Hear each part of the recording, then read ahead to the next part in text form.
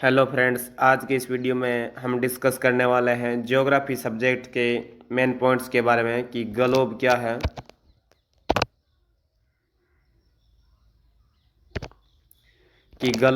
है, भूमध्य रेखा, कर्क रेखा, मकर रेखा, ग्रीनविच रेखा, अक्षांश किसे कहते हैं, अक्षांश रेखाएं क्या हैं, देशांतर किसे कहते हैं और देशांतर रेखाएं क्या हैं।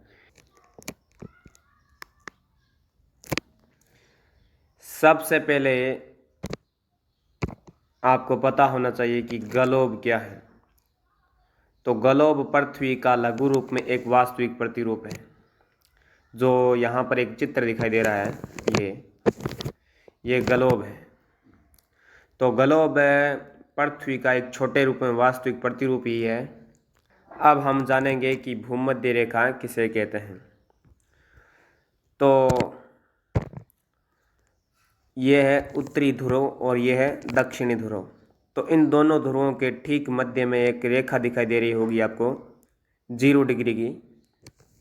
ये इसी को ही भूमध्य रेखा कहते हैं। और भूमध्य रेखा के उत्तर में है कर्क रेखा और दक्षिण में है मकर रेखा। अब हम देखते हैं कि प्रधान देशांतर रेखा किसे कहते हैं। तो ग्रीनविच रेखा को प्रधान देशांतर अथवा प्रमुख यामोत्तर कहते हैं। जो ये रेखा दिखाई दे रही होगी आपको बीच में, इसी को ही ग्रीनविच रेखा कहते हैं। ये भूमध्य रेखा है। तो भूमध्य रेखा के उत्तर या दक्षिण में किसी भी स्थान की कोणीय दूरी को ही अक्षांश कहते हैं। अगला है अक्षांश रेखाएं किसे कहते हैं। तो यह है ग्लोब।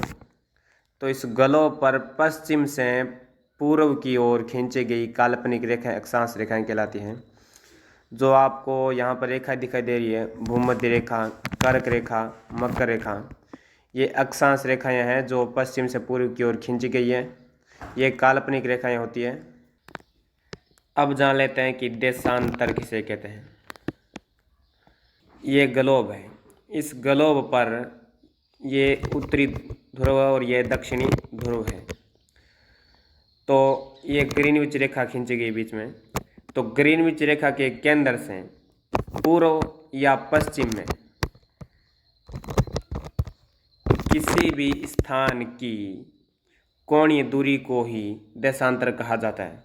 यह आपको समझ में आ गया होगा। अगला है देशांतर रेखाएं किसे कहते हैं। तो ग्लोब पर दोनों ध्रुवों यानी उत्तरी ध्रुव और दक्षिणी ध्रुव को मिलाने वाली काल्पनिक रेखाएं, इन्हीं को ही देशांतर रेखाएं कहते हैं। ये देशांतर रेखाएं होती हैं, उत्तरी और दक्षिण ध्रुवों को मिलाने वाली काल्पनिक रेखाएं होती हैं।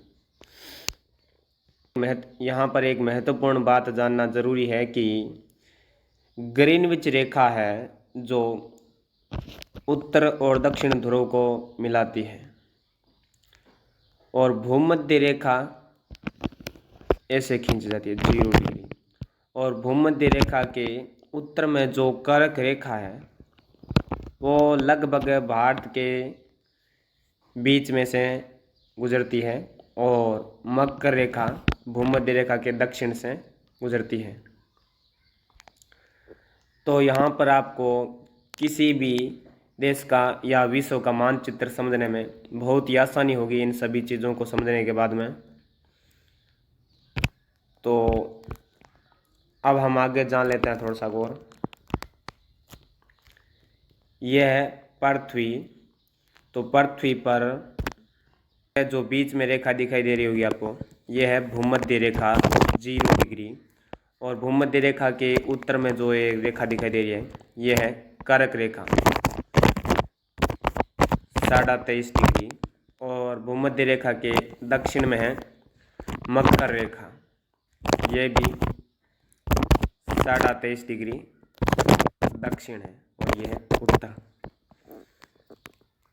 यह है उत्तरी ध्रुव और यह है दक्षिणी ध्रुव। तो दोस्तों, इन सभी चीज़ों को समझने के बाद आपको किसी भी देश का मानचित्र और विश्व मानचित्र को समझने में बहुत ही आसानी होगी और विशेष तौर पर भूगोल को समझने में बहुत ही आसानी होगी और भौतिक भूगोल को समझने में बहुत ही आसानी होगी।